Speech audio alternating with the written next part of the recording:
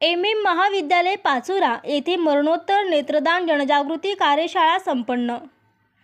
दिनांक 24 फेब्रुवारी 2025 रोजी स्वातंत्र्यवीर विदा सावरकर यांच्या पुण्यतिथी निमित्त मरणोत्तर नेत्रदान जनजागृती कार्यशाळेचे आयोजन करण्यात आले। सदर कार्यशाळेचे उद्घाटन माननीय डॉक्टर बाळकृष्ण पाटील यांच्या हस्ते विदा सावरकर यांच्या प्रतिमेस पुष्पहार अर्पण करून करण्यात आले।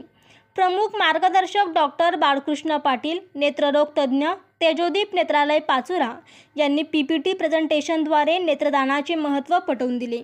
तसेच नेत्रदान केवळ मृत्यूनंतर करता येते, बालकांपासून वृद्धांपर्यंत कोणीही व्यक्ती नेत्रदान करू शकते हे सुद्धा पटवून दिले।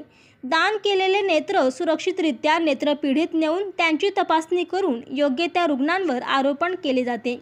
एका व्यक्तीच्या नेत्रदानाने 2 अंध व्यक्तींना दृष्टी प्राप्त होते। तसेच नेत्रदान करण्यासाठी कोणत्या प्रक्रिया करणे आवश्यक आहे व मरणोत्तर नेत्रदान करताना करावयाची प्रक्रिया व घ्यावयाची काळजी यांसारख्या अनेक गोष्टींची माहिती आपल्या व्याख्यानाद्वारे दिली। त्याचप्रमाणे विद्यार्थ्यांनी उपस्थित केलेल्या सर्व प्रश्न व शंकांचे निरसन देखील डॉक्टर बाळकृष्ण पाटील यांच्याद्वारे करण्यात आले। महाविद्यालयाचे प्राचार्य डॉक्टर शिरीष पाटील हे सदर कार्यशाळेत प्रमुख पाहुणे म्हणून उपस्थित होते। त्यांनी आपल्या भाषणात प्रत्यारोपणासाठी योग्य नसलेले दान केलेले डोळे वैद्यकीय संशोधन आणि शिक्षणासाठी वापरले जाऊ शकतात, नेत्रदानासाठी तसेच इतरही महत्त्वाच्या अवयवांचे दान करण्यासाठी विद्यार्थ्यांनी पुढाकार घ्यावा असे आपल्या भाषणात माननीय प्राचार्य यांनी म्हटले। महाविद्यालयाचे उपप्राचार्य डॉक्टर जे.व्ही. पाटील हे सदर कार्यशाळेच्या अध्यक्षस्थानी उपस्थित होते। त्यांनी आपल्या अध्यक्षीय भाषणात देशात अनेक लोक नेत्रहीन आहेत, परंतु भारतात नेत्रदान करण्याचे प्रमाण खूपच कमी आहे। याचे प्रमुख कारण म्हणजे नेत्रदानाबाबत पसरलेले गैरसमज। सर्वात मोठा गैरसमज असा आहे की नेत्रदान करणे म्हणजे संपूर्ण डोळा काढून टाकला जातो।